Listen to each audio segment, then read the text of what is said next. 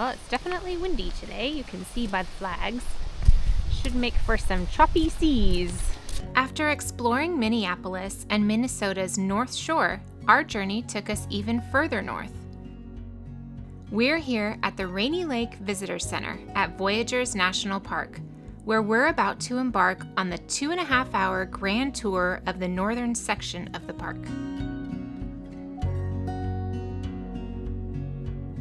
We're going to head north to Little American Island. We're actually going to disembark the boat. We're going to be off on that island for about 15 minutes.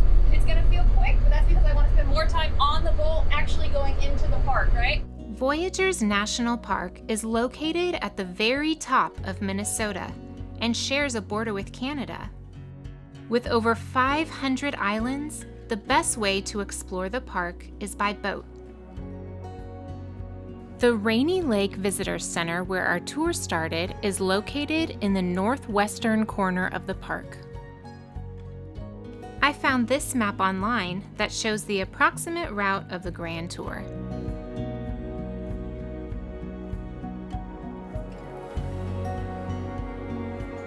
There were plenty of binoculars on board to make spotting wildlife much easier.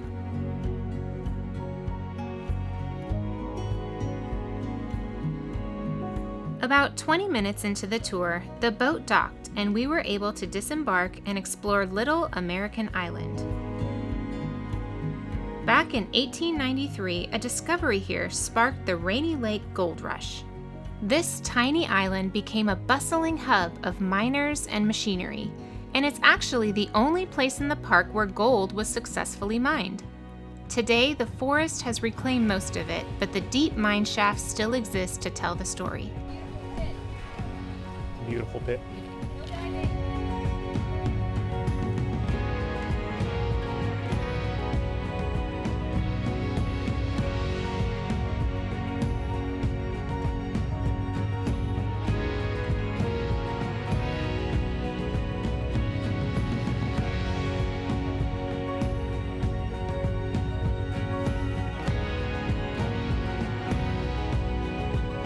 I see him. He's hidden kind of behind some leaves. At the top of the nest, there's a bunch of leaves.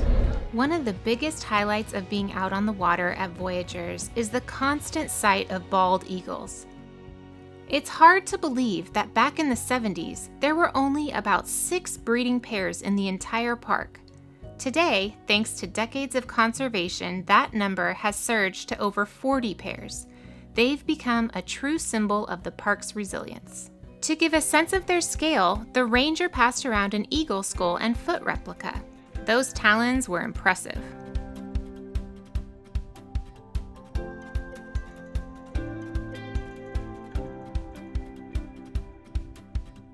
Of course, it's not all majestic wildlife and quiet boat tours out here. We spotted another boat taking full advantage of our wake, using it as a launch pad for their tubing kids.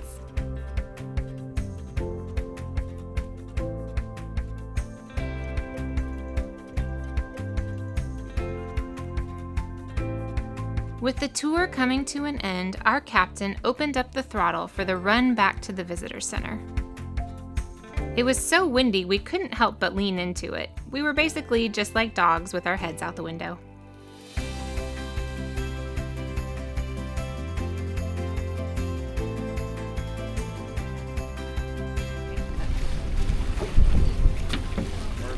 Good job, you're hired. Since we were already this far north, we couldn't resist a quick international detour. We crossed over into Fort Frances, Ontario for dinner, mostly just so we could say we officially made it to Canada. There you go. We're in Canada.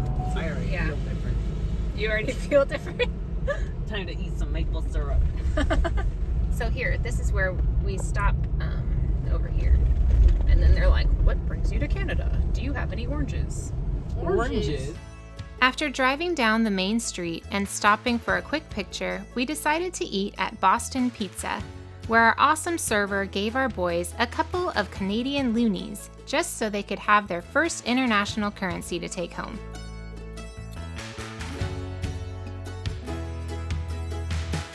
After a great meal, we headed back over the border into the US and grabbed a quick photo with a huge Minnesota sign. When we were a few miles from our campground, we stopped to take a picture with the giant walleye fish and the Voyageurs National Park sign.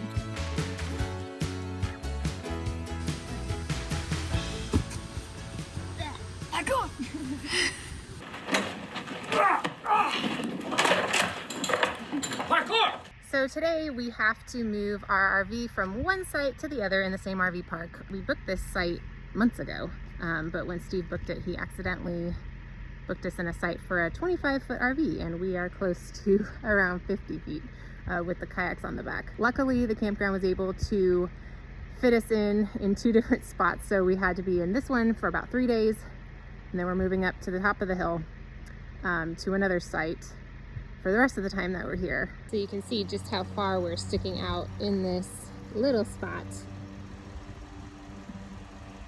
We're right backed up to the wall. And remember, we have the kayaks on the back, so we're really squeezed into this spot. So today, we are moving to the top of the hill. You can see where those other RVs are up there. All right, here he goes.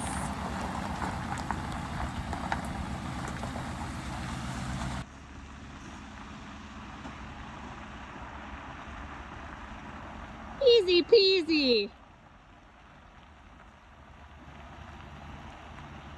All right, so this is the hill that he's gonna need to come up. It is not well paved, super rutted out. Got this sharp turn right here on the hill portion. And then you can see it just kind of goes straight up from there. And there's this huge hump right here where you have to, it's gonna have to make sure the kayaks don't hit on that, more on the way down than on the way up, but it is gonna be pretty sketchy coming up here with our big RV. Here he comes. This is what I'm gonna have to go through every day. Woo, it's so tilty. Oh my gosh, it's scary. Woo.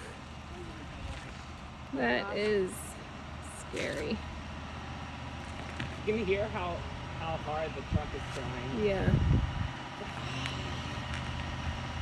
You can do it. Okay, boys, you need to move out of the way.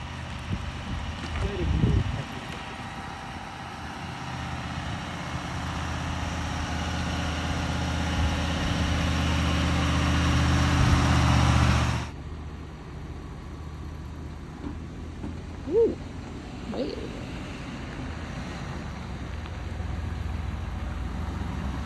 You gotta be careful because there's a big rock over there.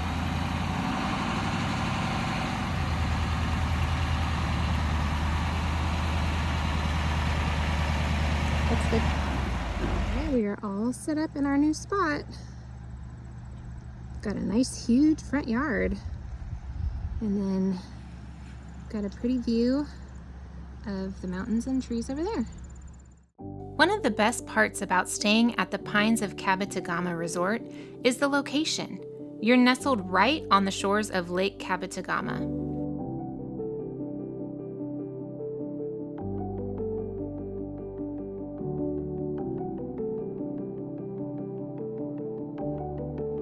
It's a beautiful spot with 54 campsites, plus some cozy cabins if you don't have an RV.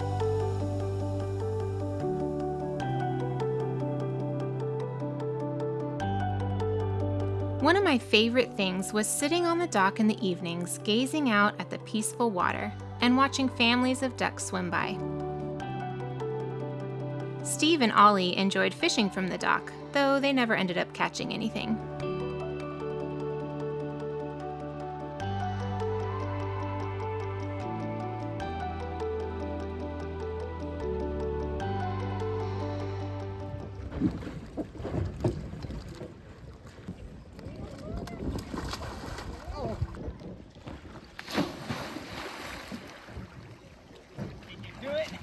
That looked more like a belly flop. One evening, we attended a packed stargazing talk at the visitor center. And apparently, nighttime is when all of the mosquitoes come out. It was too dark to get a clear video of the massive telescope we looked through, but I found some images of it on the park's website. When we got back to our campsite, I took these photos of the Milky Way with my phone.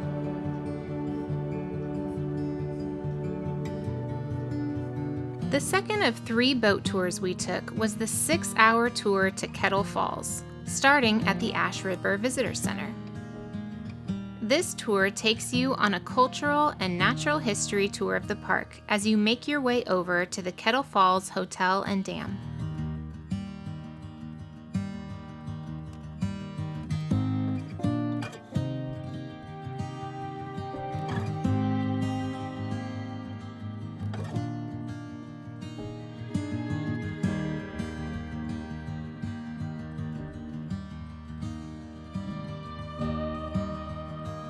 Our first stop was at I.W. Stevens Island, where we learned about this incredible man.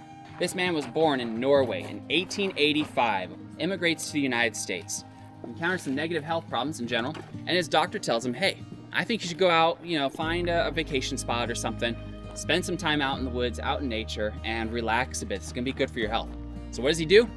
Well, he comes up here and purchases this from the Virginia and Rainy Lake Logging Company and moves out here permanently. Now, he did something right because at 47 years old, the man moves out here, lives by himself, cutting his wood, cutting his ice, etc., until he's 94 years old. Then he leaves and he doesn't pass away till he's 104. So he did something right health-wise, okay? For 22 years, Stevens ran a summer resort here on the island. But in 1959, at the age of 74, he gave up the resort business for a more quiet life, where he grew his own vegetables, picked and canned blueberries, caught fish, and hunted deer. He cut wood for heating and cooking, hauled water from the lake, and harvested ice for summer refrigeration. He lived alone on the island for nearly 50 years until he left in 1979 at the age of 94. Stevens lived another 10 years and passed away in 1990 at the ripe old age of 104. Now, the island is part of the history of Voyageurs National Park and is preserved for the public like us to enjoy for generations to come.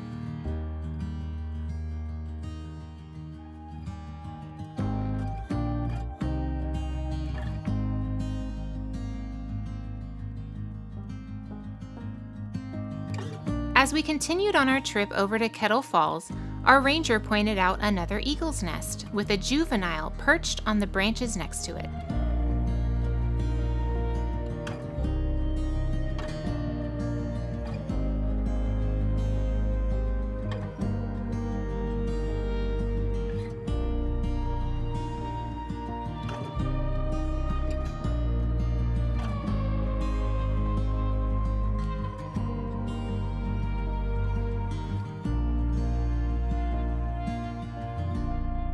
After docking, we walked the gravel path to the historic Kettle Falls Hotel, built in 1913 and renovated by the Park Service in 1987.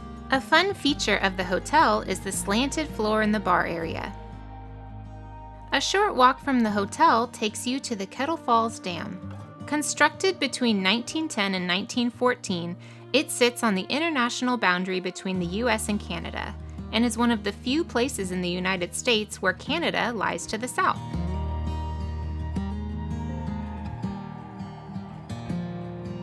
After our 2-hour stop at Kettle Falls, we were back on the boat to continue our tour.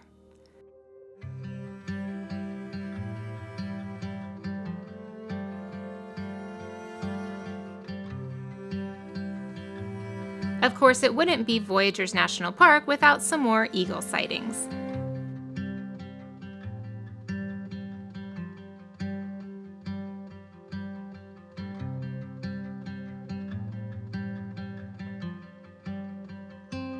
The next day, we went on our third and final boat tour, but decided the boys could stay home this time. This tour took us to the Ellsworth Rock Gardens. For a few weeks in summer, the gardens are ablaze with over 13,000 blooming lilies and other flower varieties, but unfortunately, we missed the blooms by a couple weeks. Over a period of about 20 years in the 1940s and 50s, Jack Ellsworth, a carpenter from Chicago and a self-taught artist, use art and engineering to create a complex terraced garden on a prominent rock outcrop. In addition to the thousands of flowers, Ellsworth accented his garden with over 200 abstract rock sculptures, and his garden is now known as the showplace of Lake Kabetogama. It's one of the most popular day-use destinations in the national park.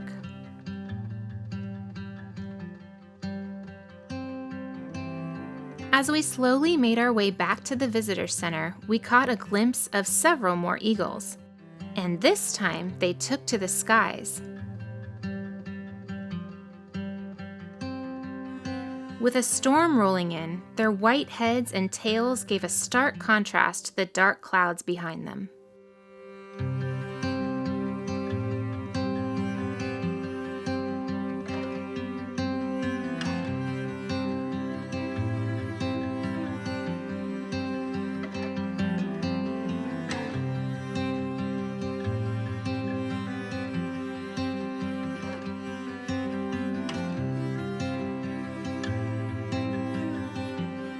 I could tell by the way the clouds were looking that we weren't going to make it back before the rain hit.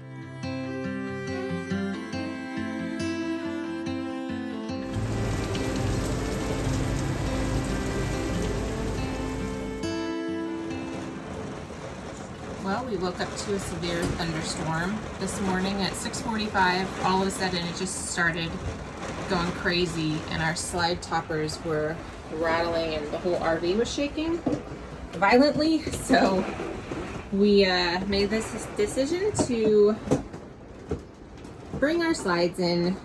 Always a fun day when you're on the road. So the boys we all had to come out here because our rooms are not super accessible with the slides in. So, you know, this is what you got to do when you live on the road sometimes. Hanging out. We've got our window or our door leaking a bit because the wind is blowing the rain in sideways, so I'm sure we'll have leaks all over the place wherever there's a slide. But yeah, fun times. As the sun sets over Voyageurs, it's easy to understand why this place leaves such a strong impression. Shaped by water, islands, wildlife, and the people who once lived here, this park invites you to slow down and pay attention to the beauty and wonder that is Voyageurs National Park.